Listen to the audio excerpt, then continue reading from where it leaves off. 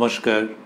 কথায় কথায় কথামৃত অনুষ্ঠানের 509তম পর্বে আপনাদের স্বাগত।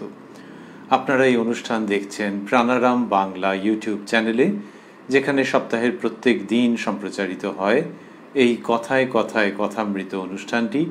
শুরুর সময় থাকে রাত্রি 9টা, আর এই একই চ্যানেলে প্রত্যেক সপ্তাহে শনিবার সম্প্রচারিত হয় শ্রী শ্রী মায়ের কথা। শুরুর সময় থাকে সন্ধে 6টা। বর্তমান অনুষ্ঠানে শ্রী শ্রী রামকৃষ্ণ কথামৃততে আজ আমরা প্রবেশ করব নতুন একটি দিনে এবং শুনব শ্রীরামকৃষ্ণের অমীয় বাণী। প্রবেশ করব শ্রী শ্রী রামকৃষ্ণ কথামৃততে, যার সূচনায় কথামৃতকার শ্রীযুক্ত মহেন্দ্রনাথ গুপ্ত বা শ্রীম বা মাস্টার মহাশয় উদ্ধৃত করেছেন, তব কথামৃতং তপ্ত জীবনং কবিভিরীড়িতং কল্মষাপহং শ্রবণমঙ্গলং শ্রীমদাততং ভুবি গৃণন্তি ये ভূরিদা জনাঃ। ঠাকুর শ্রীরামকৃষ্ণ কাশীপুরের বাগানে হলঘরে ভক্ত সঙ্গে অবস্থান করিতেছেন। রাত্রি প্রায় 8টা। ঘরে নরেন্দ্র, শশী, মাস্টার, বুড়ো গোপাল, শরৎ। আজ বৃহস্পতিবার 28শে ফাল্গুন 1292 সাল, ফাল্গুন মাসের শুক্লা ষষ্ঠী তিথি, 11ই মার্চ 1886 খ্রিস্টাব্দ। এর আগের তারিখটি, যেটি আমরা গতকালে ছিলাম, সেটি ছিল 5ই জানুয়ারি 1886। তারপরে এই 11ই মার্চ, একটা বড় ব্যবধান। কেন আমরা সব জানি না। এমন হতে পারে যে ওই সময় ঠাকুরের ওই প্রচণ্ড শারীরিক অসুস্থতার জন্যে প্রায় সকলেরই মন মেজাজ খারাপ। মাস্টারমশাই কথামৃতকার তাদের অন্যতম। সেই সময় হয়তো খুব বেশি করে লিখে উঠতে পারেননি ডায়েরিতে। এই যে মন খারাপ, এই প্রসঙ্গ রয়েছে, এর পরে আছে। আর লিখলেন মাস্টারমশাই যে হল ঘরে ভক্ত সঙ্গে অবস্থান করিতেছেন। যে বাড়িটিকে আজকে আমরা চিনি, তারই একতলায় যে হল ঘর ছিল, সেটির প্রসঙ্গ হচ্ছে। মাস্টারমশাই লিখছেন, ঠাকুর অসুস্থ, একটু শুইয়া আছেন, ভক্তেরা কাছে বসিয়া। শরৎ দাঁড়াইয়া পাখা করিতেছেন। শরৎ উত্তরকালে স্বামী শারদানন্দজি। ঠাকুর অসুখের কথা বলিতেছেন। শ্রীরামকৃষ্ণ, ভোলানাথের কাছে গেলে তেল দেবে, আর সে বলে দেবে কি রকম করে লাগাতে হবে। ভোলানাথ মুখোপাধ্যায় মহাশয়, তিনি দক্ষিণেশ্বর মন্দিরে মুহুরি, পরে খাজাঞ্চি হয়েছিলেন, ঠাকুরের খুব সংবাদ রাখতেন, তার কথা বলছেন। এইখানে আমরা উল্লেখ করে রাখি যে আগের একটি অনুষ্ঠানে শ্রীযুক্ত ক্ষীরোদের কথা এসেছিল। আমরা বলে ফেলেছিলাম যে তিনি প্রথম দক্ষিণেশ্বরে ঠাকুরকে দর্শন করেন। আসলে তিনি দর্শন করেছেন প্রথম শ্যামপুকুর বাটিতে। শ্রীরামকৃষ্ণ বললেন যে ভোলানাথের কাছে গেলে তেল দেবে, আর সে বলে দেবে কি রকম করে লাগাতে হবে। বুড়ো গোপাল, তাহলে কাল সকালে আমরা গিয়ে আনবো। বুড়ো গোপাল দাদা উত্তরকালে স্বামী অদ্বৈতানন্দজি। উনি যেই বললেন যে কালকে সকালে গিয়ে আনবেন, তখন মাস্টারমশাইয়ের মনে হচ্ছে যে আর একটু আগে হলে তো হতো। লিখছেন তিনি, মাস্টার, আজ কেউ গেলে বলে দিতে পারে। শশী, আমি যেতে পারি। শশী উত্তরকালের স্বামী রামকৃষ্ণানন্দজি। ওই যে মাস্টারমশাই একটু প্রসঙ্গটা উত্থাপন করেছেন যে আজকে গেলে, সঙ্গে সঙ্গে শশী বলছেন, শ্রীযুক্ত শশী বলছেন যে আমি যেতে পারি। শ্রীরামকৃষ্ণ শরৎকে দেখাইয়া ও যেতে পারে, মানে তার ইচ্ছা এবং অনুজ্ঞা যে শ্রীযুক্ত শরৎ যান। মাস্টারমশাই লিখছেন, শরৎ কিয়ৎক্ষণ পরে দক্ষিণেশ্বর মন্দিরে মুহুরী শ্রীযুক্ত ভোলানাথ মুখোপাধ্যায়ের নিকট হইতে তেল আনিতে যাত্রা করিলেন। ঠাকুর শুইয়া আছেন, ভক্তেরা নিঃশব্দে বসিয়া আছেন। ঠাকুর হঠাৎ উঠিয়া বসিলেন, নরেন্দ্রকে সম্বোধন করিয়া কথা কহিতেছেন।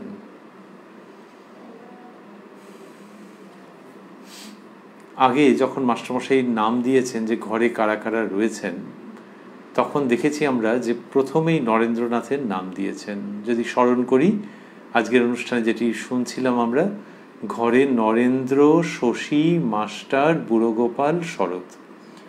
নরেন্দ্রনাথের ওই রকমই স্থান মাস্টারমশাইয়ের চোখে। এইখানে ঠাকুর শ্রীরামকৃষ্ণ নরেন্দ্রনাথকে সম্বোধন করে কথা বলছেন। মাস্টারমশাই লিখছেন, শ্রীরামকৃষ্ণ নরেন্দ্রের প্রতি। ব্রহ্ম অলেপ, 3 গুণ তাতে আছে, কিন্তু তিনি নির্লিপ্ত। ব্রহ্ম অলেপ এই শব্দ দুটি স্থূলাক্ষরে দেওয়া আছে, তার মানে তিনি লিপ্ত হন না।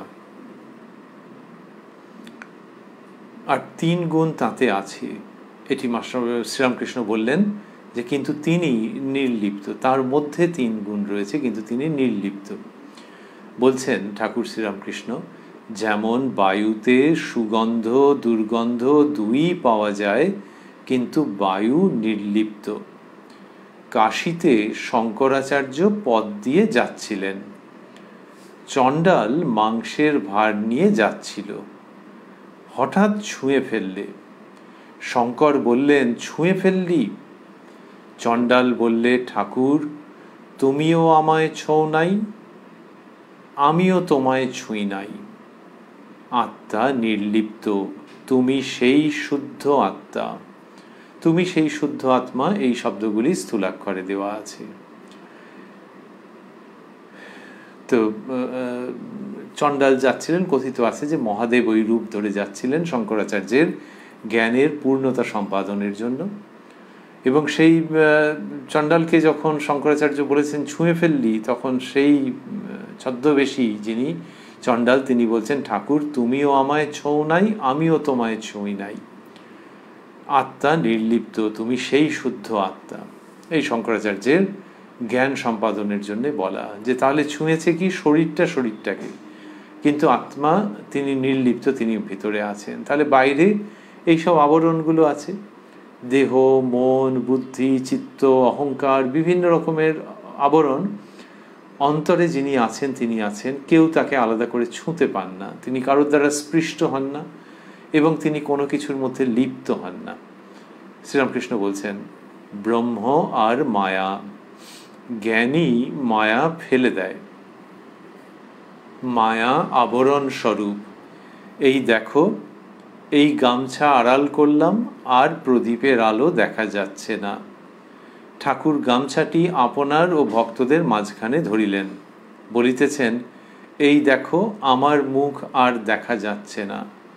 রামপ্রসাদ যেমন বলেছে, মশারি তুলিয়া দেখো, এই কথা শ্রীরামকৃষ্ণ বলছেন, বলে তারপরেই অন্য প্রসঙ্গে চলে যাবেন তিনি। তো এখানে বললেন যে জ্ঞানী মায়া ফেলে দেয়, তার মানে মায়াকে সর্বতোভাবে তিনি ত্যাগ করেন। মায়া হচ্ছে আবরণ, যেমন এই গামছা ধরেছেন নিজের আর ভক্তদের মাঝখানে, আর বলছেন যে এই দেখো মুখ দেখা যাচ্ছে না। রামপ্রসাদের গান বললেন, মশারি তুলিয়া দেখো, গানটি হচ্ছে শেষ পংক্তিতে আছে, মশারি তুলিয়া দেখো রে মুখ। তার মানে ওই বাধাকে অপসারণ করলে তবে দেখতে পাওয়া যাবে। এইটি জ্ঞানের দিক থেকে শ্রীরামকৃষ্ণ বলছিলেন। রামপ্রসাদ যেমন বলেছে, মশারি তুলিয়া দেখো, ভক্ত কিন্তু মায়া ছেড়ে দেয় না, মহামায়ার পূজা করে, এটা শ্রীরামকৃষ্ণ বলছেন। তাহলে এই প্রসঙ্গটা কেন তুললেন?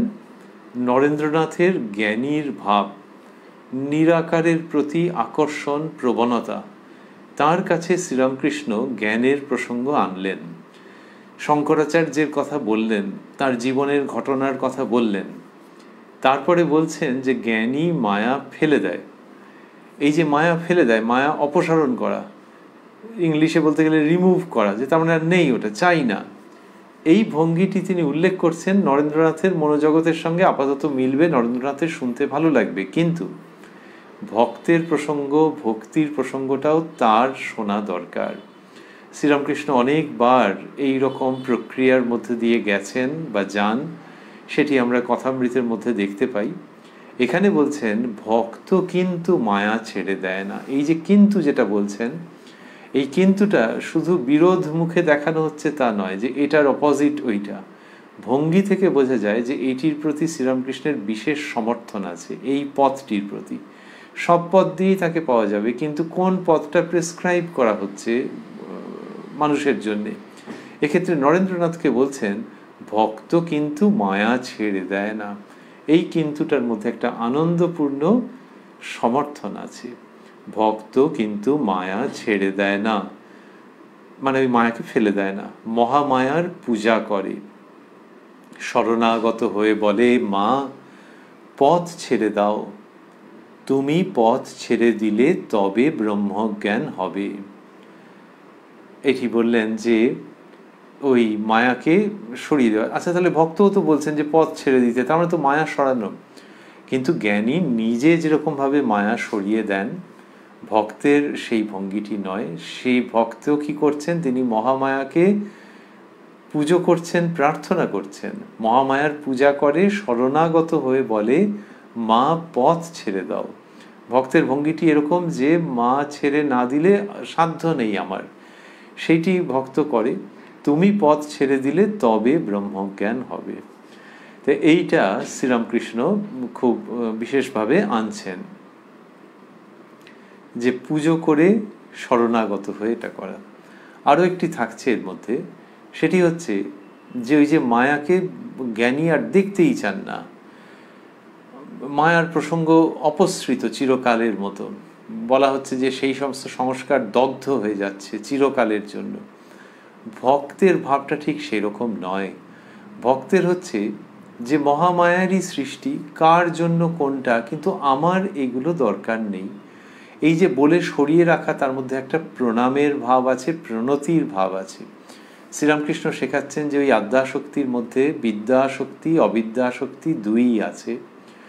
অবিদ্যাশক্তি যাতে তিনি সেই আদ্যাশক্তি সংবরণ করে নেন, তার জন্য প্রার্থনা করতে হয়। কিন্তু অবিদ্যাশক্তির মধ্যেও সেই মা, সেই জন্য জ্ঞানীর যেভাবে সরিয়ে রাখা, সেই ভঙ্গিটি এখানে নয়। এর দ্বারা কিন্তু কখনোই বোঝানো হচ্ছে না যে এটি ভালো কি ওটি ভালো, কোনটি বেশি ভালো, তা নয়। দুটি দু রকমের পথ। শ্রীরামকৃষ্ণ আপাতত এই ভক্তি পথের কথা বলছেন। যতটা আমরা শুনেছিলাম, তারপরে দেখছি তিনি বলছেন জাগ্রত, স্বপ্ন, সুষুপ্তি, এই তিন অবস্থা জ্ঞানীরা উড়িয়ে দেয়।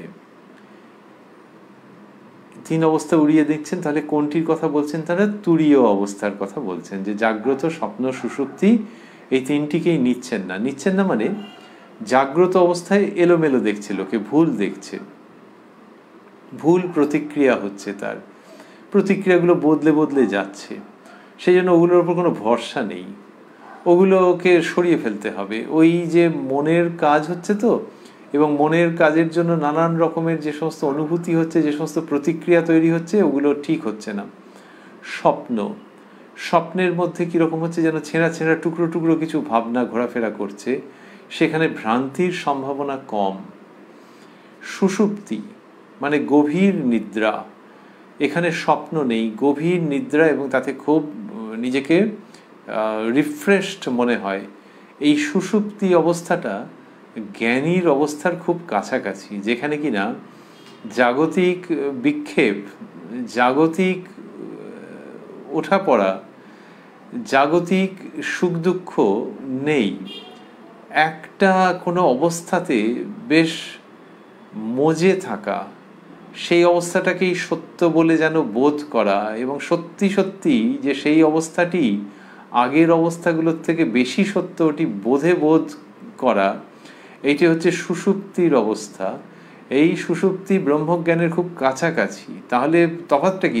তফাৎটা হচ্ছে যে সুষুপ্তির পরেও আছে, সেটা আর মুখে বলা যায় না, তার নাম দেওয়া হচ্ছে তুরীয়, যেটি এই জাগ্রত, স্বপ্ন, সুষুপ্তি তিনটিকে অতিক্রম করে, এবং সেটি হচ্ছে ব্রহ্মজ্ঞানের অবস্থা। তাই সেই জন্য জাগ্রত, স্বপ্ন, সুষুপ্তিকে জ্ঞানী উড়িয়ে দেন। শ্রীরামকৃষ্ণ বলছেন জাগ্রত, স্বপ্ন, সুষুপ্তি এই তিন অবস্থা জ্ঞানীরা উড়িয়ে দেয়। ভক্তেরা এ সব অবস্থায় লয়, যতক্ষণ আমি আছে ততক্ষণ সবই আছে। এই শব্দগুলি স্থূলাক্ষরে দেওয়া আছে, যতক্ষণ আমি আছে ততক্ষণ সবই আছে। এইবার এই প্রশ্ন হলো যে তাহলে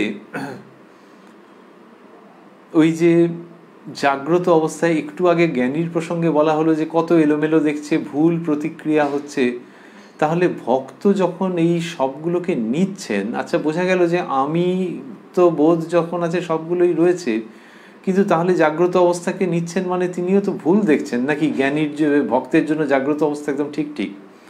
এটি শ্রীরামকৃষ্ণ যেভাবে বোঝাচ্ছেন সেটি হচ্ছে যে ভক্ত তো ওইখানেই যাত্রা শেষ করছে না, যে জাগ্রত স্বপ্ন সুষুপ্তি, এইবারে ভক্ত হচ্ছে ইষ্ট সন্নিধানে যখন সে অগ্রসর হচ্ছে, ইষ্টের চিন্তা করছে, সেই ভাব তার মনের মধ্যে আসছে, তখন ভক্তির পরাকাষ্ঠা কি? ভক্তির পরাকাষ্ঠা হচ্ছে যে ইষ্টকেই সর্বত্র সে দেখছে, বা ঠিক মতো বলতে গেলে দর্শন করছে। এই ইষ্টকে যখন সব কিছুর মধ্যে দর্শন করছে, তখন এই জগৎ ব্যাপার তার কাছে ওই রকম পরিত্যাজ্য থাকছে না যেরকম প্রাথমিক বৈরাগ্যের সময়ে ছিল। এই জগৎ ব্যাপার তখন তার কাছে ঈশ্বরীয় রঙে রঞ্জিত হয়ে অপূর্ব রূপে উদ্ভাসিত হচ্ছে। সেই জন্যে ভক্ত ওটিকে ছাড়তে চাইছেন না। এক তো হচ্ছে মহামায়ারই অংশ, so not to be discarded totally, be very careful, that is atrocious, that is offensive to Mahamaya. সেই জন্য ওই ভাবটা যেন মনের মধ্যে না থাকে। ঠিক আছে, তুমি প্রণাম করে সরিয়ে রেখেছো, তার কাছে প্রার্থনা করেছো, সেটা একরকম। এইবার যখন ভক্তির সেই সীমায় উপনীত হয়ে যাচ্ছেন, তখন দেখছেন যে কি আনন্দের কথা, এই জীব জগৎ চতুর্বিংশতি তত্ত্ব সর্বত্রই তিনি রয়েছেন। সুতরাং এই বৃত্ত সম্পূর্ণ হচ্ছে, যে আর ওই পরিত্যাগের ভাবটা এখন নেই। তার মানে পরিত্যাগের ভাব নেই মানে উনি যে বস্তুগুলো, ভক্ত যে বস্তুগুলো বুঝেছিলেন যে এগুলো পরিহার্য, যে এগুলো হলে আধ্যাত্মিক জীবনে এগোনো যাবে না, সেগুলোর মধ্যে কি নিয়ে এখন আকণ্ঠ নিমজ্জিত হবেন তা নয়, দূরত্ব থাকবে। কিন্তু আগে যেমন ভয় ভয় ভাব ছিল, আগে যেমন ওগুলোকে নেগেটিভ মার্কিং দেওয়ার প্রবণতা ছিল, থাকাটাই স্বাভাবিক, এখন আর সেটা নয়। এখনও দূরত্ব আছে, কিন্তু জানছেন যে মা সেখানে রয়েছেন, কি বাবা মহাদেব সেখানে রয়েছেন, ওই তাঁরই সৃষ্টি, তাঁরই মধ্যেই সমস্ত কিছু রয়েছে। গোলাপ ফুল এবং কাঁটা, যদি কেউ কাঁটাকে বর্জন করেন প্রথমে, সে তো বটেই, কিন্তু তারপরে একটা অবস্থা আছে, তা কাঁটাকে বর্জন না করলে গোলাপ ফুলেতে হাত দিতে পারছেন না। তখন ভাবছেন এই কাঁটাগুলো যে কেন আছে, এগুলো সরিয়ে রাখতে হবে। কিন্তু তারপরে একটা অবস্থা আছে, যখন দেখছেন গোলাপ ফুলেও যিনি, কাঁটাতেও তিনি, কাঁটাও আলাদা করে টেনে আনছেন না, গোলাপ ফুলকেও বুকের কাছে আলিঙ্গন করছেন না, দুটোর থেকেই দূরত্বে আছেন।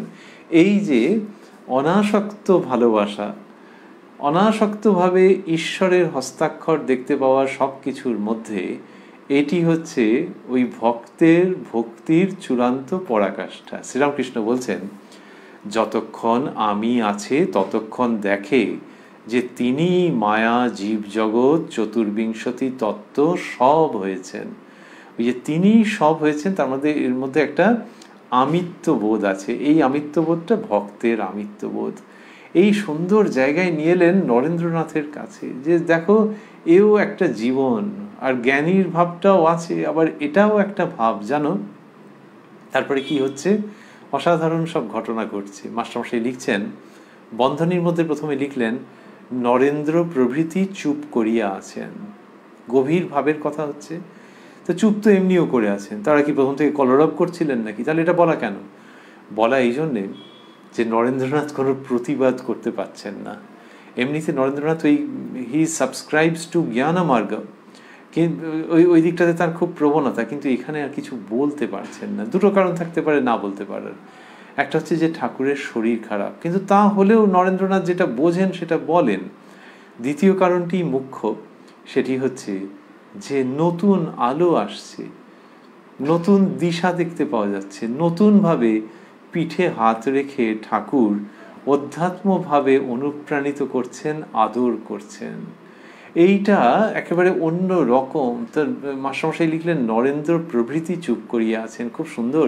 প্রভৃতি শব্দটা যদি না থাকতো তাহলে বাক্যটা একটু অন্য ইঙ্গিত বহন করত, রুক্ষ হয়ে যেত। যে নরেন্দ্র চুপ করিয়া আছেন, তার মানে নরেন্দ্র হেরে গেলেন, নরেন্দ্র ওয়াজ সাইলেন্সড বাই শ্রীরামকৃষ্ণ। কিন্তু মাস্টারমশাইয়ের এই লেখনী এত মধুর বললেন, নরেন্দ্র প্রভৃতি চুপ করিয়া আছেন। শ্রীরামকৃষ্ণ বলে চলছেন, কি অপূর্ব, মায়াবাদ শুকনো, কি বললাম বল দেখি। নরেন্দ্র শুকনো, লিড করছেন। গানে হয় কোরাসে একজন লিড করছেন, অন্যরা তার সঙ্গে সঙ্গে গাইছেন। শ্রীরামকৃষ্ণ নরেন্দ্রনাথকে লিড করছেন, একমাত্র ব্যক্তি এখানে। তাকে বললেন যে মায়াবাদ শুকনো, কি বললাম বল দেখি। নরেন্দ্র শুকনো, এটি নরেন্দ্রনাথকে দিয়ে তিনি বলিয়ে নিচ্ছেন। হাতে খড়ি যখন হচ্ছে, এখন প্রচলন কম হয়ে গেছে কিন্তু আছে, আর আগে তো খুবই ছিল, যে যিনি আচার্য পুরোহিত মশাই তিনি একটা কিছু লিখলেন, আর সেই শিশু পুত্র বা কন্যা, বালক বা বালিকা তাকে হাত ধরে ওইটার উপরে বুলিয়ে দিলেন যে এটা লেখো, অ আ এরকম। তো এই শ্রীরামকৃষ্ণ বললেন যে মায়াবাদ শুকনো, কি বললাম বল দেখি। তো নরেন্দ্রনাথ বলতে পারবেন না ওইটা, নরেন্দ্র শুকনো, এই তাকে দিয়ে বলিয়ে নিচ্ছেন শ্রীরামকৃষ্ণ। কারণ এটা তো শুধু একটা শব্দ মাত্র নয়, শুধু একটা উচ্চারণ নয়, তার মধ্যে গভীর ভাব নিহিত হয়ে রয়েছে। যে মায়াবাদ শুকনো বলার মানে হচ্ছে যে এটা ট্রু, আনট্রু বলেননি, কিন্তু রসকস নেই। এই রসকস নেই বলবার সমস্ত অধিকার তো মানুষের আছে। উপনিষদে বলা হচ্ছে রসো বৈসা, তিনি রসস্বরূপ, তাহলে রসের কথা বলা হবে না? সেইখানে এইটা একটা অদ্ভুত। শ্রীরামকৃষ্ণ বলছেন মায়াবাদ শুকনো। আমরা উপনিষদের কথা বলছিলাম, আর মায়াবাদের কথা শ্রীরামকৃষ্ণ নিয়ে এলেন, নিয়ে এসে বললেন শুকনো। তাহলে সেইটাই মায়াবাদ নিয়ে বেশি চর্চা করা, তার মধ্যে বেশি লিপ্ত থাকা, রস পাওয়া যায় না এর মধ্যে। এটি শ্রীরামকৃষ্ণের দৃষ্টিভঙ্গি, যেটি তিনি নরেন্দ্রনাথকে সামনে উপস্থাপন করছেন এবং নরেন্দ্রনাথকে দিয়ে বলিয়ে নিচ্ছেন। নরেন্দ্রনাথের নিরাকারের ঘর, শ্রীরামকৃষ্ণ কারুর ভাব নষ্ট করেন না, কিন্তু নরেন্দ্রনাথ লোকশিক্ষা দিবেন। নরেন শিক্ষা দিবে যখন ঘুরে বাহিরে আঁক দিবে, তো সেই তিনি লোকশিক্ষা দেবেন, সেই জন্যে তাকে তো জানতে হবে মানুষের কি মনোভাব, মানুষের কোন পথে অগ্রগতি হলে মঙ্গল হবে, এগুলো তো নরেন্দ্রনাথকে জানতে হবে। তাই তাকে এরকমভাবে নিয়ে আসছেন। সেই সঙ্গে নরেন্দ্রনাথের ব্যক্তি জীবনের সঙ্গেও এটি সংশ্লিষ্ট। অন্যত্র শ্রীরামকৃষ্ণ বলেছেন যে নরেন কালী মেনেছে, খুব তার আনন্দ। সেটা শুধু প্রচারের দিক থেকে নয়, নরেন্দ্রনাথের ব্যক্তি জীবনকেও ওই দ্বৈত ভাবের মাধুর্যে অভিসিঞ্চিত করবার লক্ষ্যে শ্রীরামকৃষ্ণের উচ্চারণ বলেই মনে হয়। তা এটি বললেন। তা নরেন্দ্রনাথের মধ্যে কি ভক্তিভাব ছিল না নাকি? নিশ্চয়ই ছিল, কিন্তু ওই যে ব্রাহ্ম সমাজে যাতায়াত করতেন এবং নিরাকারের দিকে খুব ঝোঁক। শ্রীরামকৃষ্ণ বলছেন তো যে নিরাকারের ঘর, সেইগুলির প্রেক্ষিতেই এইসব প্রসঙ্গ। আবারও শুনি, শ্রীরামকৃষ্ণ বলছেন মায়াবাদ শুকনো, কি বললাম বল দেখি। নরেন্দ্র শুকনো।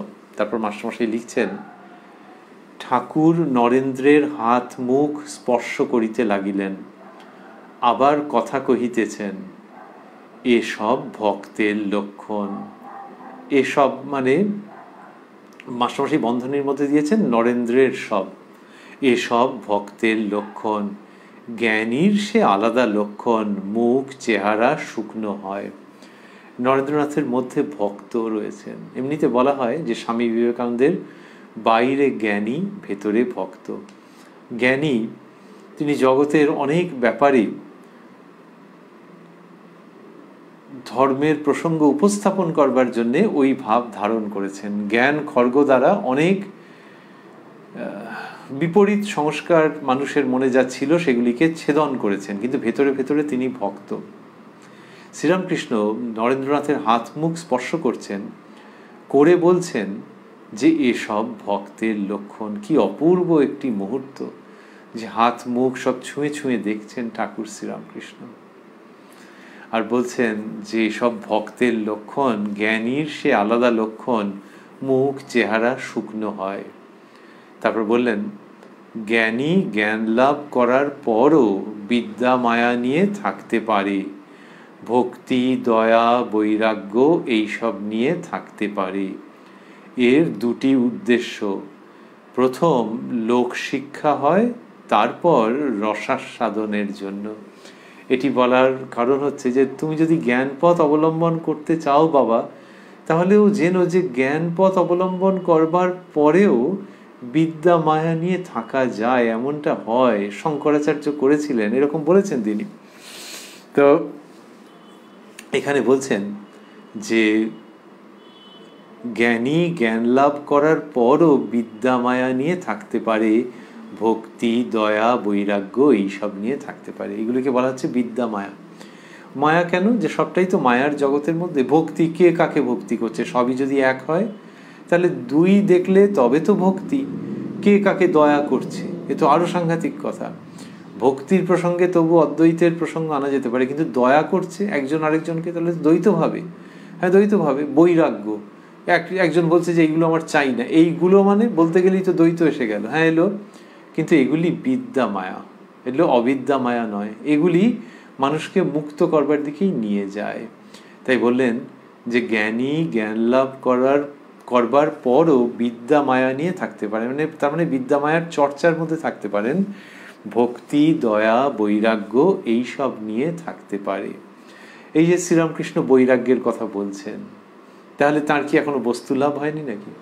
তাহলে তিনি সমস্তটার তার মধ্যেই রয়েছে, কিন্তু তিনি বৈরাগ্যের কথা যে বলছেন, তাহলে এখানে দ্বৈত ভাবের কথা তো বলছেন ওই বিদ্যা মায়াকে আশ্রয় করে। এর দুটি উদ্দেশ্য, প্রথম লোকশিক্ষা হয়, তারপর রসাস্বাদনের জন্য। এই দুটো নরেন্দ্রনাথের জন্য তার বক্তব্য, যে লোকশিক্ষার জন্য তোমায় এগুলো জানতে হবে, আর নিজের জীবনে ওই যে যিনি রসস্বরূপ, এমনি বাংলায় বলা হয় তাড়িয়ে তাড়িয়ে উপভোগ করা, তো সেইটা তাকে উপভোগের জন্য জানো এই ভক্তি দয়া বৈরাগ্য এইসব কথা বেশ থাকতে হবে, তবে না সেই রসস্বরূপকে উপভোগ করা যাবে। সেই জন্য জ্ঞানী হলেও ঠিক আছে, কিন্তু বিদ্যা মায়া আশ্রয় করে থেকো বাবা, এই ভঙ্গি। জ্ঞানী যদি সমাধিস্থ হয়ে চুপ করে থাকে তাহলে লোকশিক্ষা হয় না। তাই শঙ্করাচার্য বিদ্যার আমি রেখেছিলেন, পরিষ্কার করে বললেন শ্রীরামকৃষ্ণ। আর ঈশ্বরের আনন্দ ভোগ করার জন্য, সম্ভোগ করার জন্য ভক্তি ভক্ত নিয়ে থাকে। তো বললেন ঈশ্বরের আনন্দ ভোগ করবার জন্য, সম্ভোগ করবার জন্য দরকার কি? ঈশ্বরকে ছাড়িয়ে, ভগবানকে ছাড়িয়ে অদ্বৈত তত্ত্বে অবস্থিতি না গো, সেটা হলো, কিন্তু এই ভক্তি পথে যে রসাস্বাদন, এটিকে ছেড়ো না।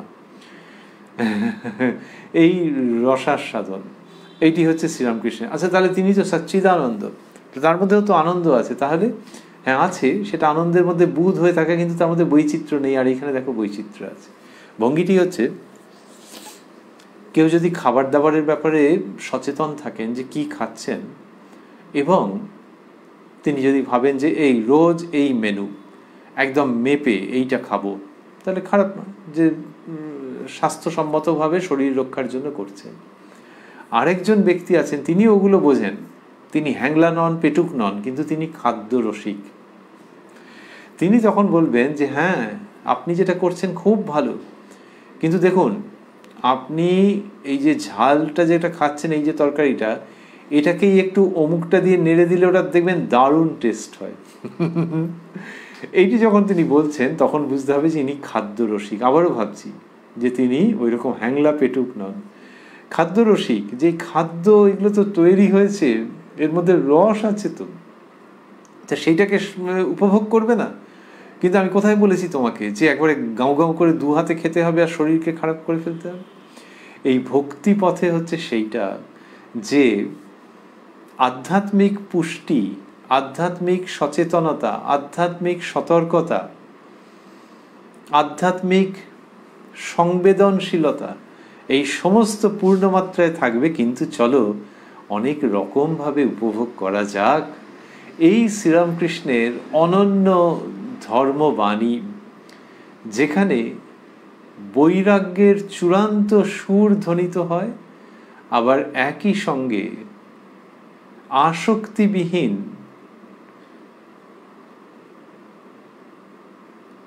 লীলা সম্ভোগেরও অপূর্ব সঙ্গীত ধ্বনিত হয়।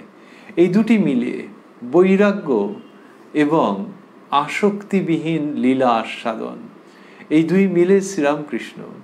তো সেই তিনি বললেন যে আর ঈশ্বরের আনন্দ ভোগ করবার জন্য, সম্ভোগ করবার জন্য, তিনিই বলছেন, আর ঈশ্বরের আনন্দ ভোগ করবার জন্য, সম্ভোগ করবার জন্য ভক্তি ভক্ত নিয়ে থাকে।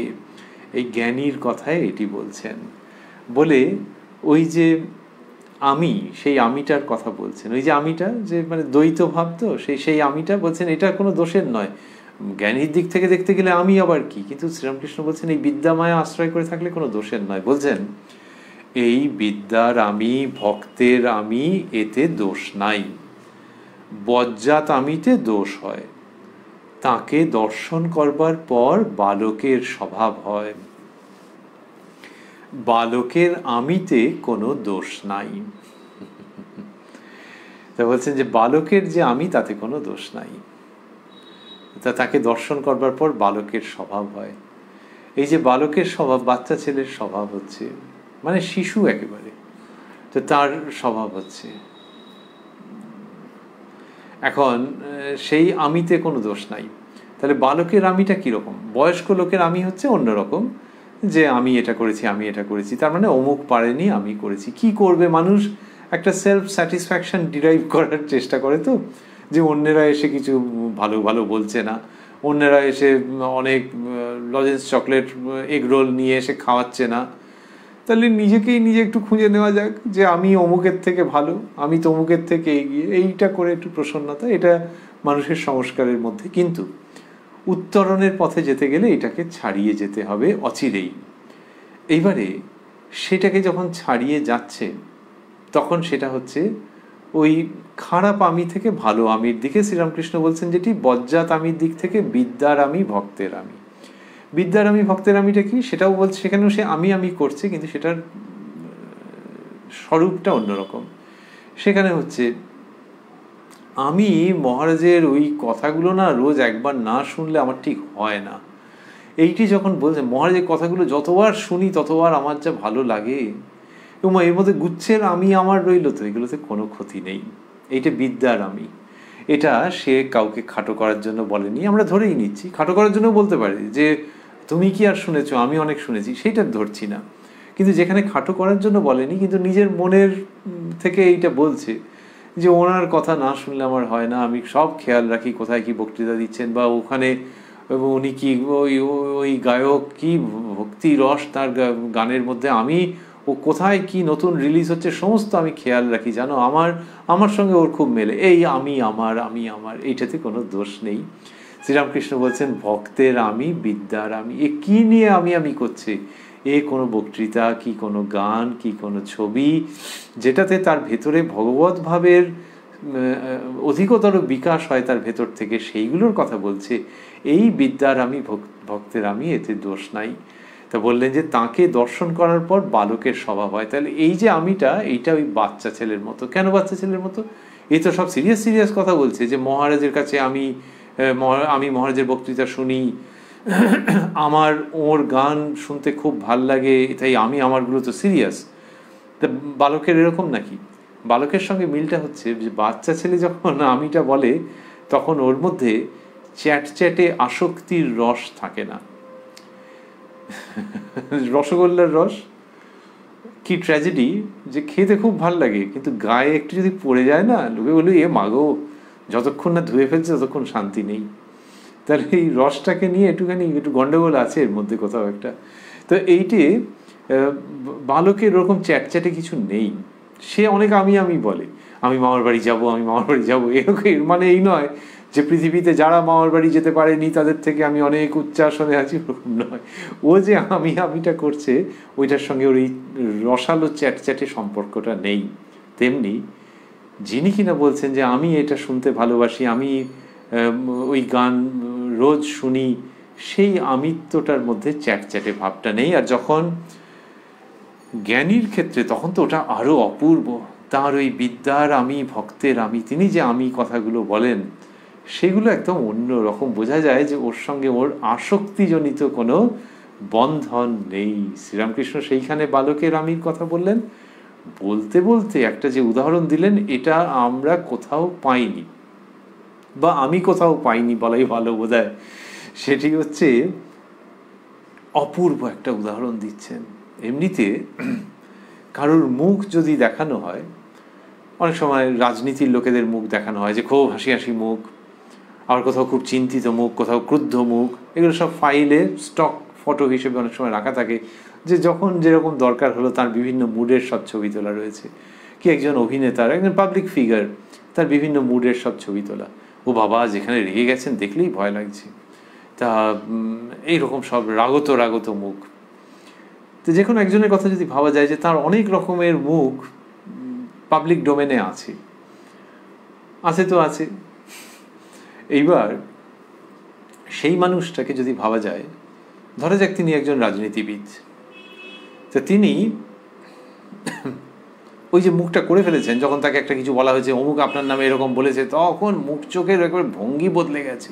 আর সেই সময় একজন ছবি তুলে ফেলেছে, সেই ছবিটা দেখলেই বোঝা যাচ্ছে যে প্রচণ্ড রেগে গেছে, কাপ্পা হয়ে গেছে। সেই ব্যক্তি যখন আয়নার সামনে দাঁড়িয়ে আছেন, চুলটুল আঁচড়াচ্ছেন, একটু পরিষ্কার পরিচ্ছন্ন করে নিচ্ছেন নিজেকে, তখন নানান রকমভাবে মুখটা ব্যাকাচ্ছেন, এ করছেন, ও করছেন। কিন্তু আয়নার সামনে জীবনে ওরকম রাগী মুখ করেছেন নাকি? করেননি। আয়নার সামনে কেন রাগী মুখ করতে যাবে? কি পাগল হয়েছে নাকি যে আয়নার সামনে রাগী মুখ করতে যাবে? এমনিতে মানুষ আয়নার সামনে নানান রকম করে, আমাকে ডান দিক থেকে কেমন দেখাচ্ছে, বাঁ দিক থেকে কেমন দেখাচ্ছে, এটা ওটা, এদিক ফিরে ওদিক ফিরে, কত রকম। এক একজন বলে, ওরে বাবা, আয়নার সামনে তো তোমার 3 ঘন্টা কেটে গেল। যত রকমই করুক না কেন, একবার চশমা খুলছে, একবার চশমা পড়ছে, একবার চশমাটাকে একটু নিচে নামাচ্ছে, নানান রকম করছে। যত রকমই করুক না কেন, রাগত ভঙ্গিটা কোনো সময় করে না, কারণ নিজেরই দেখতে খারাপ লাগে। নিজের দেখতে খারাপ লাগে যে রাগত ভঙ্গি করব কি? বা যদি রাগত ভঙ্গির কেউ ছবি তুলে রেখে থাকে, পরে দেখায়, বলে এই ছবি তোমার কাছে ডিলিট করেছি।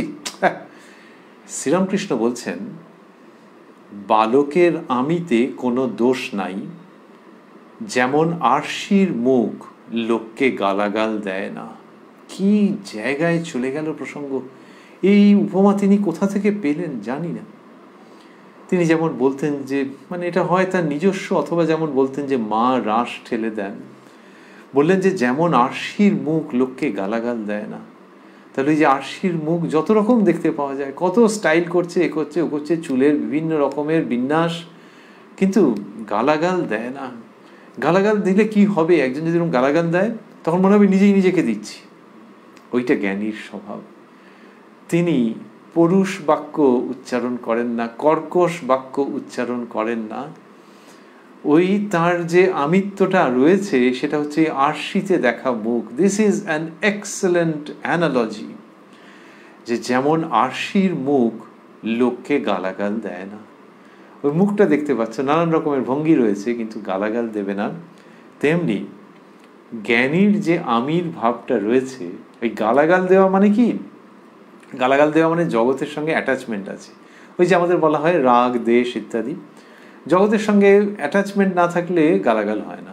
তো অ্যাটাচমেন্ট তো ভালো না, না ভালো যে নয়, সেটা যে কিনা ধর্মদর্শন নিয়ে অত মাথা ঘামায়নি, সেও বহু ক্ষেত্রে বলে থাকে যে সকালবেলায় যা মাথা গরম করে বললাম না দোকানে, এই বাজারে, ওটা উচিত হয়নি, ওটা উচিত হয়নি। তখন কেউ হয়তো আবার তাকে বললো যে কেন, আপনাকে তো ঠকাচ্ছিল। বলে, ঠকালেও আমি ওইভাবে রিয়াক্ট করলাম, ঠিক নয়। এই যে নিজে যে ওই রকম প্রচণ্ড রেগে গেছেন, এইটার সঙ্গে লোকে অনেক সময় নিজেকে ডিসঅ্যাসোসিয়েট করতে চায়। সবসময় যে করবে তা নয়, মনে হয় যে আরও 4টি শোনালে হতো, কিন্তু পরের দিকে ডিসঅ্যাসোসিয়েট করতে চায় কালের ব্যবধানে। কেউ আগে আগে চায়, কেউ পরে পরে চায়, যে আমি আর আমার মধ্যে ছিলাম না, এটা ভালো নয়, আমি প্রচণ্ড ফ্লেয়ার আপ করেছিলাম। আর ফ্লেয়ার আপ করলে লোকে প্রথমে বলে যে লোকটা রেগে গেছে, তারপরে বলে লোকটা অন্য শব্দ বলতে আরম্ভ করে, খচে গেছে ইত্যাদি বলতে আরম্ভ করে। তার মানে হচ্ছে যে ঠিক হচ্ছে না, ইটস নট রেগুলার। তো সেইটা শ্রীরামকৃষ্ণ দেখাচ্ছেন যে লোকে ওই আরশির মুক্ত, তাহলে লোকে কেউ নিজের ওই রূপটা চায় না, সেই জন্য আরশিতে আয়নায় গালাগাল দেয় না। গালাগাল দিচ্ছে মানে অ্যাটাচমেন্ট আছে, অ্যাটাচমেন্ট আছে যে কোনো একটা ব্যাপারে তার ওইটাতে আপত্তিকর লেগেছে সেইখানে, এবং অ্যাটাচমেন্ট কীরকম, ধরা যাক বাজারে যে গালাগালটা দিল এবং যেটাকে কেন্দ্র করে সেটা কি, সেটা হচ্ছে যে একটা জিনিসের দর একজন বেশি নিয়েছে, প্রচণ্ড বেশি নিয়েছে। ও এই লোকটা বাজার করবার সময় জেনে গিয়েছিল যে দাম হচ্ছে এত টাকা কেজি, ওকে গিয়ে জিজ্ঞেস করলো, তখন সে বললে যে দাম অমুক টাকা কেজি। তাহলে তুই আমায় মিথ্যে কথা বলছিস, কালকে রাত্রিরে একজন নিয়ে গেছে, তখন সে বলছে হ্যাঁ তাহলে একটু কম করে দিন। বলে তুই আমাকে মিথ্যে কথা বললি, তুই তো আচ্ছা বলে একটা গালাগাল দিয়ে দিল। এটার কারণ হচ্ছে যে তার মান সম্মানে লেগেছে, যে আমি কি একটা ক্যাবলা যে আমাকে গালাগাল দিল। এই যে মান সম্মানের যে জায়গাটা সেইখানে লেগেছে। যদি দেখে যে অন্য জায়গায় আরেকটা দোকানদার আরেকজনকে প্রচণ্ড টুপি পরাচ্ছে, তখন মুচকি হেসে হয়তো বেরিয়ে যাবে।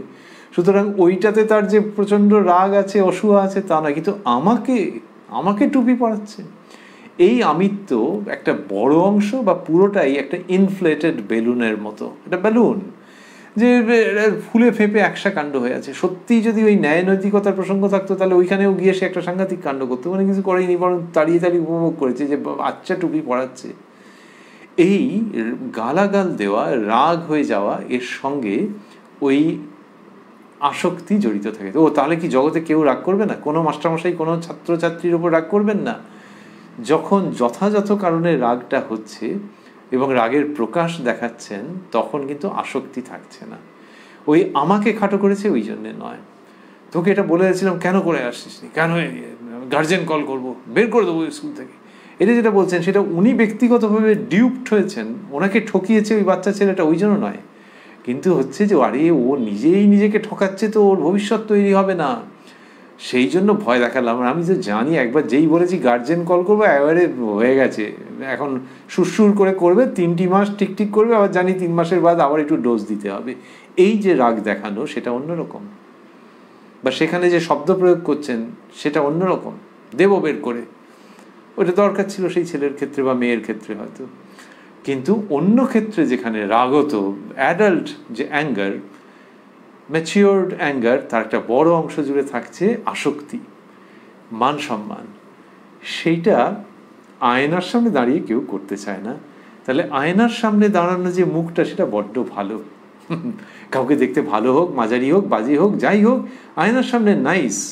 কেননা ওই মুখ বাজারে, দোকানে, বিভিন্ন জায়গায় গালাগাল দেয়, কিন্তু আয়নার সামনে যে আয়নাতে যে মুখটা, ওটা গালাগাল দেয় না।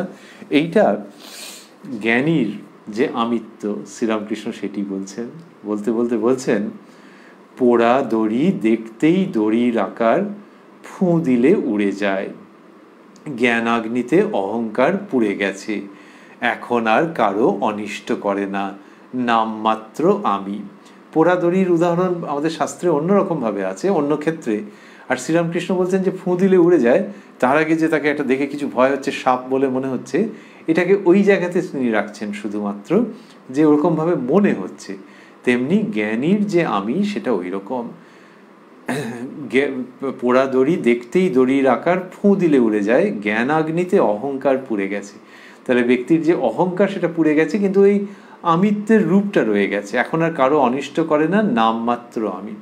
তাহলে জ্ঞানী ব্যক্তি যখন বলছেন যে আমি অমুককে অর্ডার দিয়েছি, আজকের মধ্যেই এই চাল ডালগুলো এসে যাবে, এই যে আমিটা উনি বললেন, আচ্ছা চাল ডালগুলো না এলে ইনি খুব রেগে যাবেন বুঝি? না, সেরকম না, এটা মনে হচ্ছে ওনাকে। বা যদি কারোর গাফিলতির জন্য চাল ডালগুলো না আসে, উনি খুব বকলেন, কিন্তু এই আমিটা সাপের মতো ফোঁস করবে না, এই আমিটা ছোবল মারবে না। এটা পোড়া দড়ি, জ্ঞানাগ্নিতে পুড়ে গেছে, শুধু ওরকম শেপটা ওরকম রয়েছে। This is very nice. যে ওই যেটা ফোঁস করে ছোবল মারতে আসে, সেটা নয় গো, সাপের মতো দেখাচ্ছে, কিন্তু আসলে পোড়া দড়ি। এই যে দড়ি পুড়ে যাওয়া, এর মধ্যে বিরাট আনন্দের উপকরণ নিহিত আছে। শ্রীরামকৃষ্ণ বলছেন যে এটা ওই জ্ঞানীর যে আমি, সেইটা। নরেন্দ্রনাথকে এইগুলো বলে চলছেন, নিত্যেতে পৌঁছে আবার লীলায় থাকা, যেমন ওপারে গিয়ে আবার এপারে আসা, লোকশিক্ষা আর বিলাসের জন্য, আমোদের জন্য। এই কথাগুলি বললেন যে নিত্যেতে পৌঁছে আবার লীলায় থাকা, এইগুলি নরেন্দ্রনাথের কাছে বিশেষভাবে আনতে চাইছেন এই প্রসঙ্গগুলি, যেমন ওপারে গিয়ে আবার এপারে আসা। তিনি বলতেন, অন্যত্র পেয়েছি আমরা, অনুলোম বিলোম। অনুলোম মানে লীলা থেকে নিত্য, আর বিলোম মানে নিত্য থেকে লীলায় আসা।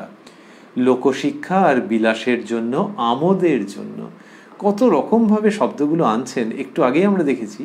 বলেছেন আর ঈশ্বরের আনন্দ ভোগ করবার জন্য, সম্ভোগ করবার জন্য, মানে সম্যক রূপে ভোগ করবার জন্য। এই ভোগের জগৎ থেকে নিয়ে আসছেন। এইখানে শ্রীরামকৃষ্ণের বিশেষত্ব যে তোমরা কি ভোগের কথা জানো? আরে আমি ভোগ, সম্ভোগ, আমোদ এইসব বলছি, এসো না, শোনো। এবং যা নিয়ে বলছি সেগুলোই তোমাদের এই জাগতিক ব্যাপারগুলো নয়, ইন্দ্রিয়াতীত জগতের ব্যাপার। এবং সেখানে যখন এগুলো ভোগ করতে আরম্ভ করবে, তখন দেখবে ওইখানে যে মজা ফুর্তি একেবারে খুব চুটিয়ে ভোগ করছে, ওইসব যা শব্দ আছে সব নিয়ে এসো না, ঝুলি ভর্তি করে নিয়ে এসো। ও দিয়ে যে কানাকড়ি ভিখিরির মতো যা পাচ্ছ, এখানে দেখবে রাজা হয়ে বসে আছো ইন্দ্রিয়াতীত জগতে, যখন আমোদ করবে, ভোগ করবে, সম্ভোগ করবে। শ্রীরামকৃষ্ণ এই আধ্যাত্মিক চ্যালেঞ্জকে ইন্সপিরেশনের রূপে নিয়ে আসছেন। বলছেন যে নিত্যেতে পৌঁছে আবার লীলায় থাকা, যেমন ওপারে গিয়ে আবার এপারে আসা, লোক শিক্ষা আর বিলাসের জন্য, আমোদের জন্য। দিস আমোদ is very subtle, very unusual and very deliberate and very daring word. খুব ডেয়ারিং যে আমোদ কথাটিকে বলে দিলেন। এটা একদম ওই সংসার থেকে তুলে আনা শব্দ, তো লোকশিক্ষা আর বিলাসের জন্য, আমোদের জন্য। অদ্ভুত উচ্চতায় তুলে দিচ্ছেন। গানে আছে, মনোবলি ভজ কালী, ইচ্ছা হয় তোর যে আচারে, গুরুদত্ত মহামন্ত্র দিবানিশি জপ করে। সেই গানের মধ্যেই আছে, কালী পঞ্চাশত বর্ণময়ী, বর্ণে বর্ণে নাম ধরে। এই যে কালী পঞ্চাশত বর্ণময়ী, প্রত্যেকটি বর্ণের মধ্যেই মা কালী অবস্থান করছেন। এটি গানে সত্য, ভাব জগতে সত্য, আর সবচেয়ে বেশি সত্য সাধনের দ্বারা উপলব্ধির জগতে। উপলব্ধি করলে তবে তো। আর শ্রীরামকৃষ্ণ কি করছেন, ওই যে পঞ্চাশত বর্ণময়ী, তার মানে অত বর্ণ রয়েছে, তো আবার বর্ণ দিয়ে শব্দ তৈরি হচ্ছে। সেই শব্দগুলোকে তিনি কালীর ভাবে ভাবিত করে দিচ্ছেন। সেই শব্দগুলোকে নিয়ে নিয়ে যেন, সেই শব্দগুলোকে নিয়ে নিয়ে যেন তুলে তুলে দেখাচ্ছেন যে দেখো, এর মধ্যে বিশুদ্ধ আধ্যাত্মিকতা রয়েছে। তুমি ওগুলোকে নিয়ে কি ছেড়ে খেলা করছিলে, আর কি আজে বাজে জিনিস করতে যাচ্ছিলে। এই শব্দগুলো হচ্ছে তিনিময়, তিনি ছাড়া আর কিছু নেই। সেইখানে দেখছি লোকশিক্ষা আর বিলাসের জন্য, আমোদের জন্য। এই আমোদ শব্দটাকে তুলে নিয়ে ওই কালী পঞ্চাশত বর্ণময়ী, সেইভাবে ধর্মতত্ত্বকে শ্রীরামকৃষ্ণ এর সঙ্গে সম্পৃক্ত করে উপস্থাপন করছেন।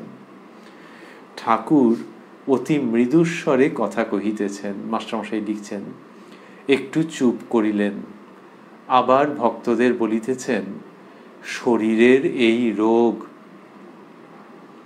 কিন্তু অবিদ্যা মায়া রাখে না। রাখে না মানে ওই মা, তিনি সবকিছু করান। শ্রীরামকৃষ্ণ বলেছেন তো যে মা যেমন বলান তেমনি বলি, যেমন চালান তেমনি চলি, যেমন করান তেমনি করি। সেই মায়ের প্রসঙ্গ, যে অবিদ্যা মায়া রাখে না। বলছেন শরীরের এই রোগ কিন্তু অবিদ্যা মায়া রাখে না। এর মানেটা কিন্তুটা কেন? শরীরের রোগ, অসুখ বিসুখ হলে কি হয়, মন তাড়াতাড়ি শরীরের দিকে চলে আসে। কিসে ভালো হবে সেই সব দিকে চলে আসে। একজন ডাক্তার যদি আসে, তাকে খুব খাতির করতে ইচ্ছে হয়, যে এই ডাক্তারবাবুকে বসতে দে, কর, এই ফ্যানটা একটু বাড়িয়ে দে। আর শ্রীরামকৃষ্ণের ক্ষেত্রে দেখা যাচ্ছে ডাক্তার মহেন্দ্রলাল সরকার মশাই এসছেন, তিনি নমস্য ব্যক্তি, কিন্তু ঠাকুর শ্রীরামকৃষ্ণ তাকে কি সাংঘাতিক রকমের সব বলেছেন, কড়া কথা বলেছেন, প্রয়োজনে খুব ভালোবেসেছেন বলেই বলেছেন। কিন্তু ওরকম কেউ করে ডাক্তারের সঙ্গে? শরীরের দিকে মন নেই। শরীরের এই রোগ কিন্তু অবিদ্যা মায়া রাখে না। Why should I platter somebody? আমার কি দায় পড়েছে? তিনি ডাক্তার, বড় ডাক্তার, তিনি চিকিৎসা করবেন, কিন্তু তাই বলে আমি ফ্ল্যাটার করতে যাব কেন? ওটা তো অবিদ্যা মায়া। এইটি শুধু ডাক্তারের প্রসঙ্গে নয়, এমনি শরীরের দিকে মন চলে আসা, ওইটা হয়তো মানুষের। আবারও যদি সাধারণ মানুষের উদাহরণ ভাবি, যে শরীর নিয়েই সারাক্ষণ ভাবছে, অন্য কোনো কথা ভাবতে ইচ্ছে করছে না, এমনকি প্রিয়জন সে তার পছন্দের একটা কিছু কথা বলছে, ভাল লাগছে না, শরীরের দিকেই মন আছে। এইভাবে আবার সেই অ্যাটাচমেন্টগুলো এসে পড়ে জগতের প্রতি। যদি একজন দরিদ্র মানুষের হয়, আর কেউ যদি বলেন যে তার চিকিৎসার জন্য একটা টাকা দেবেন, তখন সেই ব্যক্তির প্রতি এমন একটা অবস্থা আসে যে টাকা দেবে, সেই ব্যক্তি যদি বলে যে সূর্য পশ্চিম দিকে উঠেছে, বলবে হ্যাঁ বাবু পশ্চিম দিকেই উঠেছে। এই বন্ধন, এই দাসত্বের সূচনা হয়ে যাচ্ছে। কি করা যাবে, কি করা যাবে? মানুষ অসহায়। কিন্তু যদি ভেতরে খুব শক্তিশালী সত্তা থাকে, তাকে শরীর কাবু করতে পারবে না। তার যদি ভেতরে ভেতরে বিচার করা থাকে যে কে বাবু, জগতের বাবুকে নিয়েই সব কিছু, জগতের পিতা জগতের মাতাকে নিয়েই সব কিছু, অন্যের কাছে আমি কেন মাথা নত করব? যার যা প্রাপ্য সম্মান সেগুলো দেবো, সেগুলো যদি না দিতে পারি আমার দোষ হবে, কিন্তু তার বেশি নয়। শরীরের কথা ভেবে অন্যের কাছে মাথা নিচু না, না। সেই জায়গা থেকে শ্রীরামকৃষ্ণ দেখাচ্ছেন শরীরের এই রোগ কিন্তু অবিদ্যা মায়া রাখে না। মানে আমার সেই ভাব নেই, আমি কাটা কাটা কথা বলে দিই, এরকম নয়। অবিদ্যা মায়া রাখে না, মানে আমার এই দেহটার মধ্যে দিয়ে, আমার এই অস্তিত্বের মধ্যে দিয়ে মা কি করছে দেখো।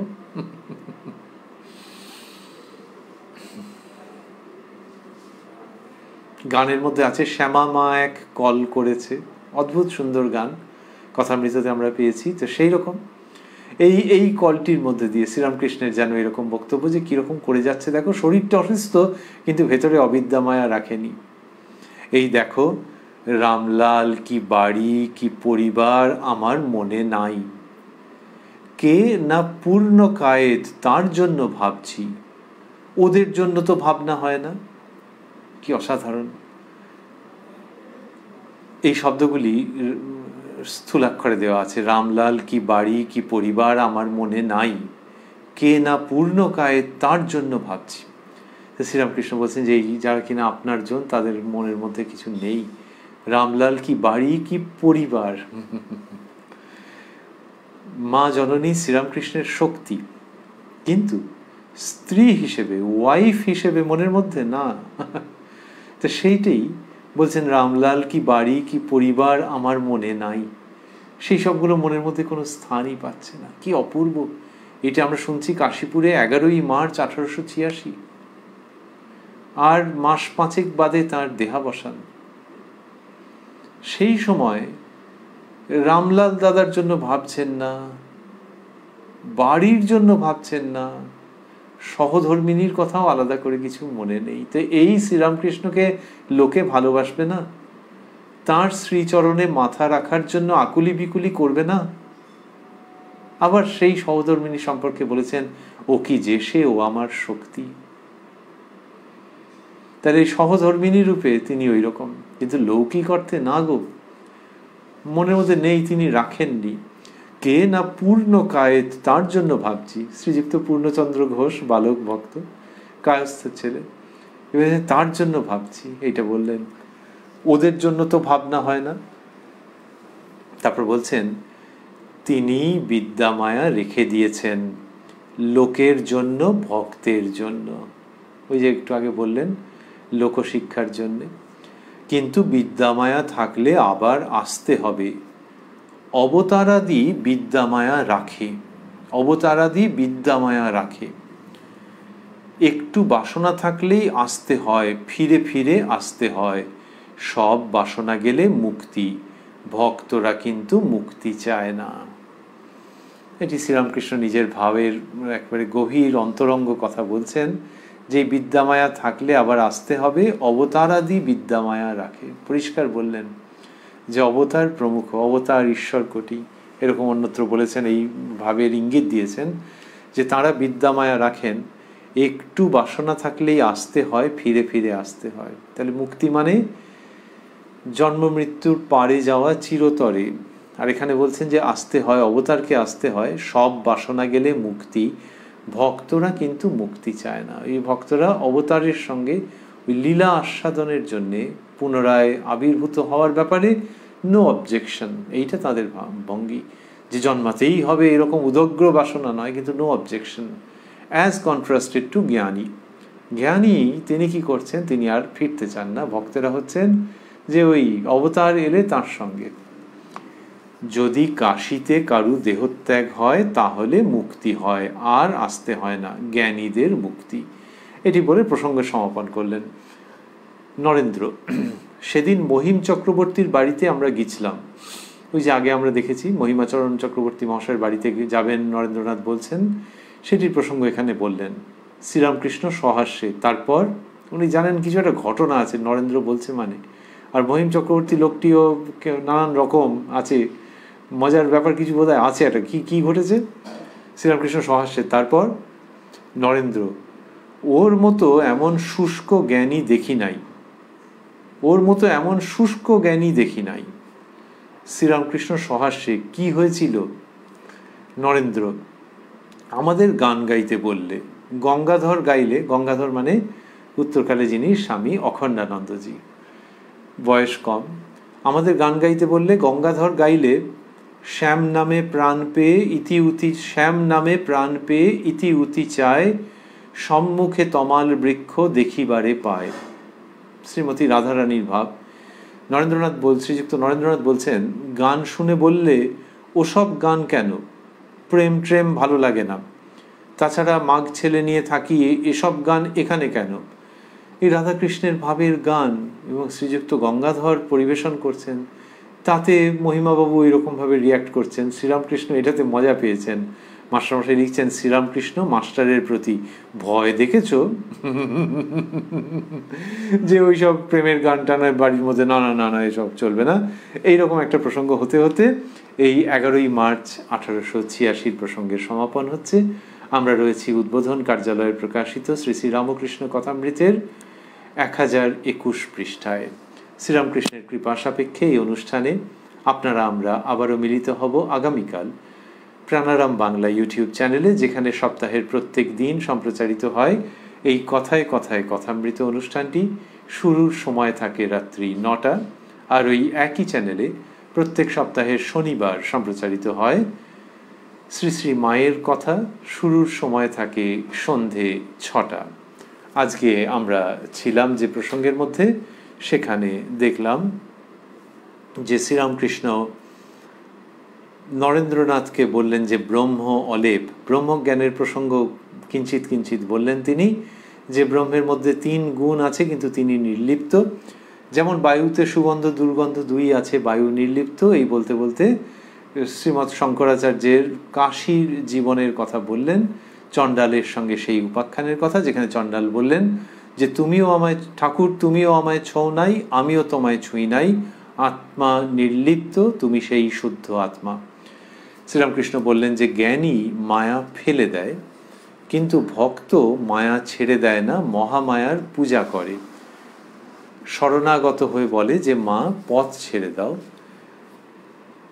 যতক্ষণ আমি আছে, শ্রীরামকৃষ্ণ বলছেন যে ততক্ষণ দেখে, যে যতক্ষণ আমি আছে ততক্ষণ দেখে যে তিনি মায়া জীব জগৎ চতুর্বিংশতি তত্ত্ব সব হয়েছেন। আর নরেন্দ্রনাথকে বললেন যে মায়াবাদ শুকনো, কি বললাম বল দেখি। নরেন্দ্রনাথ বললেন শুকনো। ঠাকুর নরেন্দ্রনাথের হাত মুখ স্পর্শ করতে লাগলেন এবং বললেন এসব ভক্তের লক্ষণ, জ্ঞানীর সে আলাদা লক্ষণ, মুখ চেহারা শুকনো হয়। জ্ঞানী যে জ্ঞান লাভ করবার পরেও বিদ্যামায়া নিয়ে থাকতে পারেন, যে বিদ্যামায়ের মধ্যে রয়েছে ভক্তি, দয়া, বৈরাগ্য, সেই সমস্ত প্রভৃতি। এই প্রসঙ্গ শ্রীরামকৃষ্ণ বললেন যে এটি কি জন্যে, এতে প্রথমত লোকশিক্ষা হয়, দ্বিতীয়ত রসাস্বাদন হয়। এই বিদ্যার আমি, ভক্তের আমি, এটিতে কোনো দোষ নেই। বলতে বলতে আরশির মুখের কথা বললেন, আর বললেন যে নিত্যতে পৌঁছে আবার লীলায় থাকা। তারপরে কিছুক্ষণ চুপ করে থেকে নিজের অবস্থার প্রসঙ্গে বললেন যে এত রোগ কিন্তু অবিদ্যা মায়া রাখে না। এবং সেখানেই তার শ্রীমুখ থেকে এটি উচ্চারিত হচ্ছে যে বাড়ির লোক, আত্মীয় স্বজন, এইগুলি তার মনের মধ্যে নেই। পূর্ণচন্দ্র কে না পূর্ণকায়েত, তার জন্য ভাবছি, ওদের জন্য তো ভাবনা হয় না। তিনিই বিদ্যামায়া রেখে দিয়েছেন লোকের জন্য, ভক্তের জন্য। এই সব প্রসঙ্গ হতে হতে আজকের অনুষ্ঠানের সমাপন করছি আমরা ওই দৃশ্যটিকে ভাবতে ভাবতে, যে শ্রীরামকৃষ্ণ নরেন্দ্রনাথকে বলছেন যে মায়াবাদ শুকনো, কি বললাম বল দেখি। নরেন্দ্রনাথ বলছেন শুকনো, বলিয়ে নিচ্ছেন তাকে নিয়ে এবং তাকে দিয়ে, এবং তারপরে হাত মুখ স্পর্শ করছেন নরেন্দ্রনাথের আর বলছেন এসব ভক্তের লক্ষণ। জ্ঞানীর সে আলাদা লক্ষণ, মুখ চেহারা শুকনো হয়। তাহলে নরেন্দ্রনাথের মুখ চেহারা শুকনো নয়। এমনি এখন তো আমরা কোন মাসে রয়েছি, নভেম্বর ডিসেম্বর এরকম সময়তে রয়েছি, তো এই সময় শুকিয়ে যায়, ত্বক শুকিয়ে যায়, লোকে অনেক রকমের ব্যবস্থা করেন। কারোর কম দরকার হয়, কারো বেশি দরকার হয়, ময়েশ্চারাইজার দরকার হয়, যে ওয়াটার কন্টেন্ট কমে যাচ্ছে, জলীয় ভাব কমে যাচ্ছে, তো তখন ময়েশ্চারাইজারের অনেক সময় দরকার হয় যে হ্যাঁ ত্বককে অন্তত একটু রাখতে হবে, নারিশড রাখতে হবে, যে শুকনো ত্বক যেন না হয়ে যায়। অনেকের ফেটে যায়, কেটে যায়, নানান রকমের সব হয়, তো ময়েশ্চারাইজ করতে হবে। শুকনো ভাব কে চায়? এই দার্শনিক ভাবের দিক থেকে যে শুকনো ভাব, সেটা যেন নরেন্দ্রনাথের মধ্যে না থাকে। সে ছেলে তো আর ময়েশ্চারাইজার মাখবে না, কিন্তু তার ভাবটাকে ময়েস্ট রাখা, তার ভাবটাকে রসপূর্ণ রাখা, এইটার প্রয়োজন আছে। যার শরীরের হাড় গোনা যাচ্ছে, প্রায় প্রচুর ওজন কমে গেছে, একবারে শীর্ণকায় বলতে যা বোঝায়, সেই শ্রীরামকৃষ্ণ নরেন্দ্রনাথের হাত মুখ স্পর্শ করছেন। ওই সপ্তর্ষি মণ্ডলের ঋষি, নিরাকারের ঘর যে নরেন্দ্রনাথের, সেই তাঁর হাত মুখ স্পর্শ করছেন, মানে he is endowing Narendranath with wonderful spiritual moisture, the moisture of pure bhakti. এইটা নরেন্দ্রনাথকে তিনি প্রদান করছেন। শীতকালে আমরা বলছিলাম ময়েশ্চারাইজারের দরকার হয়, আর যদি কারোর ভিতরে জ্ঞান বিচারের আধিক্য থাকে, তাহলে শ্রীরামকৃষ্ণই বলছেন যে এই জগৎ ব্যাপারের আস্বাদনের মানসিকতাটাও থাকতে হয়। This is Sriramakrishna's way of life. এবং সেইখানে তিনি ওই ময়েশ্চারাইজার দিচ্ছেন। তাহলে ওইরকম শীর্ণ আঙুল, হাড় গোনা যাচ্ছে, হয়তো খুব কষ্ট এমনিতে দেহের দিক থেকে, উঠতে গেলে ধরে ধরে উঠতে হয়, সেই তিনি ওই জগৎ বিখ্যাত হবেন যিনি, যে বিবেকানন্দ, তাকে ময়েশ্চারাইজ করছেন, হাত মুখ স্পর্শ করিতে লাগিলেন। আর মুখে কি বলছেন? বলছেন এসব ভক্তের লক্ষণ। তাহলে ভক্তের লক্ষণ ছিল না হলো? আমাদের বক্তব্য যে নিশ্চয়ই ছিল। আবার শ্রীরামকৃষ্ণ যখন স্পর্শ করছেন, তখন সেটি তিনি প্রদানও করছেন। নরেন্দ্রনাথ বলতেন, এক সময় পরিষ্কার করে বলেছেন, যে সেই মানুষটা আমার ভেতর ঢুকে গেছেন, আমার ভেতর ঢুকে যাচ্ছেন, আমি বুঝতে পারছি। যে শ্রীরামকৃষ্ণ নরেন্দ্রনাথকে স্পর্শ করছেন, ময়েশ্চারাইজ করছেন অপূর্ব আসক্তিশূন্য ভক্তিভাবের মাধুর্যের দ্বারা, এবং নরেন্দ্রনাথ ধীরে ধীরে রূপান্তরিত হয়ে উঠছেন জগৎ বিখ্যাত বিবেকানন্দে, অতি বুদ্ধিদীপ্ত বিবেকানন্দে, এবং সুগভীর প্রেমদীপ্ত বিবেকানন্দে। এই সব মুহূর্ত যেখানে নরেন্দ্রনাথ থেকে বিবেকানন্দে পরিণত হচ্ছেন নরেন্দ্রনাথ, নরেন্দ্রনাথের মধ্য থেকে বিবেকানন্দের বিবর্তন হচ্ছে, এই মুহূর্তগুলোর সাক্ষী থাকতে আমাদের ভালো লাগছে।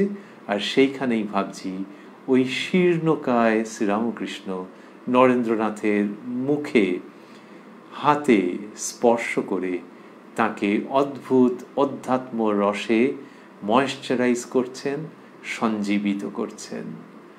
ওং নিরঞ্জনং নিত্যমনন্ত রূপং ভক্তানুকম্পা ধৃত বিগ্রহং বৈ ঈশাবতারং পরমেশমিড্যং তং রামকৃষ্ণং শিরসা নমামঃ।